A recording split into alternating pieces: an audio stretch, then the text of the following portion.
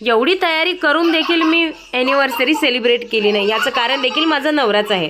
हाय मित्रांनो, तुम्हा सर्वांचं माझ्या यूट्यूब चॅनलवर स्वागत आहे. कशात तुम्ही सर एकदम मजेतच असाल. तर इथे मी सकाळी उठले आणि करते तयारी. आज आहे माझी ॲनिव्हर्सरी म्हणून मस्तपैकी इथे मी सूट घातलाय. सिंपलच इथे मी तयारी करत आहे. माझं सनस्क्रीन लोशन त्यासोबत मॉइश्चरायझर असाच माझा स्किन केअर असतो तोच फॉलो केलाय. आज मला क्लासमध्ये लवकर जायचं होतं, पण काय करू, घरची कामं करत असताना एवढा वेळ झाला. त्या गडबडीमध्ये तर आज मी माझा नाश्ता देखील केला नाही. एवढा नट्टापट्टा करून काहीच उपयोग नाही बरं का, कारण की आमच्याकडे एवढं ऊन तापत आहे आणि चेहऱ्याला स्टॉल बांधून आम्ही कंपल्सरी जातोच, उन्हाळा असो किंवा नसो, पण चेहऱ्याला स्टॉल हा असतोच. आता 10 वाजल्यात. 10 वाजता मी घरामधून निघाली होती, तर एवढं ऊन होतं. क्लासमध्ये पोहोचल्यानंतर इथे बघितलं तर इथे प्रॅक्टिकलला सुरुवात देखील झाली होती. आज चिकन चिल्ली, पनीर चिल्ली काही असे प्रकार होते जे मी तुम्हाला पुढे सांगणारच. आम्ही काय काय बनवलं. मॅडमने सांगितल्याप्रमाणे सर्वांनीच आपापल्या कामाची सुरुवात केली होती. मी गेल्यानंतर तर पहिला थोडासा शूटच केला. त्यानंतर म्हटलं चला आपण पण थोडा हातभार लावूया. मग तिथे खूप गर्दी होती. म्हटलं चला जाऊ द्या, यांनाच करू द्या, फक्त आपण बघूया कसं करतात. अच्छा, हमको सिखा रिया है.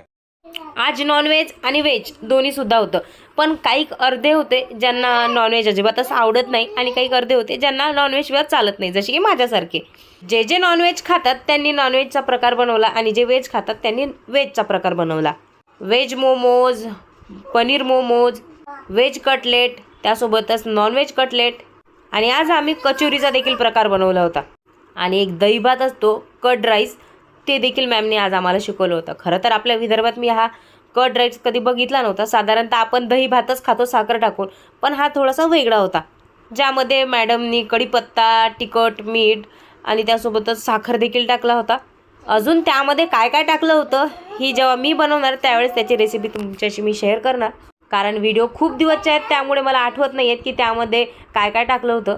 बघता बघता इथे 2 वाजले तरी आमचं हे काम चालूच होतं. आता एवढी भूक लागली होती, इकडे हा पण पदार्थ बनेना आणि तिकडे आम्हाला जेवणाची सुट्टी होईना, कारण आज सकाळी मी घरून नाश्ता करून आली नव्हती, त्यामुळे मला जास्तच भूक लागली होती. मी वाट बघत होती तर ते म्हणजे फक्त जेवणाच्या सुट्टीची. आता तर माझी काही बनवायची पण इच्छा नव्हती आणि काही करायची इच्छा नाही, फक्त लवकर कधी होते आणि मी कधी खाते असा माझा विचार चालू होता. पण कसलं काय, इकडे पण बनलं नाही आणि तिकडला पण आवाज. मग मी इथे माझ्या पोटाला समजावलं की बाबा थांब जरा, हे पण होते ते पण होते, तू थोडीशी सबुरी कर, भूक लागली केली ना तर जास्तच भूक लागत असते, असं मी माझ्या पोटाला समजावलं. मॅडम पण खूप हुशार बरं का, जे बसलेले असतात त्यांच्याकडे बरंच लक्ष असते मॅमकडे, तर मग काय दिला ना आवाज. बनवून घेतलं मी इथे माझं मोमोज. सर्वांनीच इथे आपापले मोमोज बनवले होते, कोणाचे शेप कसे तर कोणाचे कसे, कारण सर्वच पहिल्यांदाच ट्राय करत होते, त्यामुळे परफेक्ट शेप त्यांचे काही आले नाही. आता इथे कसं झालं होतं, अर्धे होते नॉनव्हेज खाणारे आणि अर्धे होते व्हेजवाले. त्यामुळे मॅमने काय केलं होतं ना, जे व्हेज पदार्थ होते ते आधी बनवून घेतले आणि जे नॉनव्हेज होते ते सर्वात शेवटी बनवायला ठेवले. आता फक्त कर्ड राईस झाला होता तर तो सर्वांनी खाऊन घेतला आणि आलो जेवणाला. खूप आतुरतेने वाट बघत होती, ती शेवटी वेळ आलीच. पहिला केली पेट पूजा, मग काम दूजा.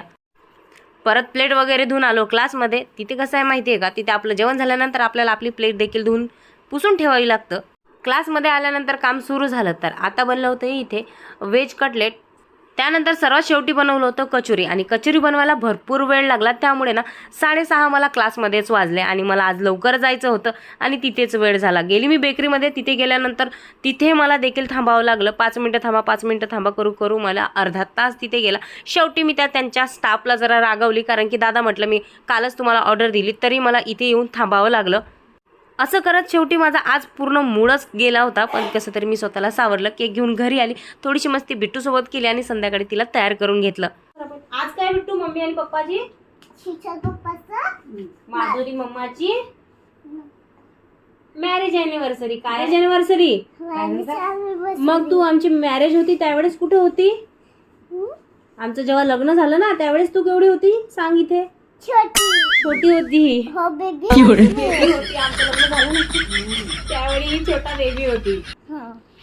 मी इथे मस्तपैकी साडी वगैरे घालून तयार झाली, वाट बघत होती बिट्टूच्या पप्पांची. आणि हा जो स्पेशल केक होता तो माझ्याकडून त्यांना सरप्राईज होता, म्हणून मी त्यांची वाट बघत होती. त्यांना मी अजिबात सांगितलं नाही की केक बिक आणलाय, तर ते म्हणाले की मला खूप लेट होणार आहे. एवढी तयारी वगैरे झाल्यानंतर ना मी व्हिडिओ काढले आणि इथेच माझी हॅपी अॅनिव्हर्सरी कंप्लीट. ते येणार होते रात्रीचे 1 वाजता, म्हणून मग इथे तयारी करून झाला आमचा पूर्ण पचका. तयारी केलेल्या चेहऱ्याला थोडंसं लिपस्टिकही पोचली म्हटलं, तर आम्ही दोघींनी मटका करून 1-2 रील बनवूनच घेतल्या. क्योंकि ये पल मिलेगा ना दोबारा. गेले 2-3 महिने झाले हा ना सेम टू सेम केक मी इंस्टाग्रामच्या रीलवर बघितला होता. त्यावेळेस मी ठरवलं होतं की या ॲनिव्हर्सरीला तर मी असाच केक आणणार किंवा यांना सांगणार की असाच केक आणा. पण त्यांनी तर नाही आणला, पण मी त्यांच्यासाठी सरप्राईज म्हणून आणला होता. यांना तर खूप वेळ होता, चला म्हटलं बिट्टू आणि मीच माझ्या ॲनिव्हर्सरीचा केक कट करून घेते. तर काही अशा पद्धतीने हा केक बनवला होता आणि जी रेड पट्टी आहे ना त्यामध्ये आमच्या लग्नाला किती वर्ष झाले ते टाकलेलं. आता आमच्या लग्नाला पूर्ण 11 वर्ष कंप्लीट झालेत. ती कहावत तर तुम्ही ऐकलीच असेल, घर बसायने लुटेरे हाजीर. तसं इथे बिट्टूने केलं होतं. केक कट केला नाही तरी प्लेट घेऊन आली. त्यांची वाट बघत बघत शेवटी आम्ही केक कट करायला घेतला. हॅपी एनिव्हर्सरी मम्मी अँड पप्पा.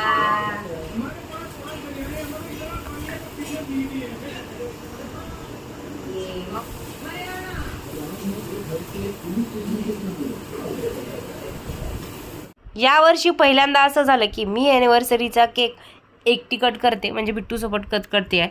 खरं सांगू का, केक एवढा टेस्टी होता ना. इथे मी फारसा मेकअप केलेला नव्हता, फक्त लिपस्टिक लावली तर ती रिमूव्ह केली. असा होता माझा आजचा दिवस. ब्लॉग आवडला असेल तर लाईक करायला विसरू नका. भेटूया पुढच्या ब्लॉगमध्ये. तोपर्यंत टाटा बाय बाय.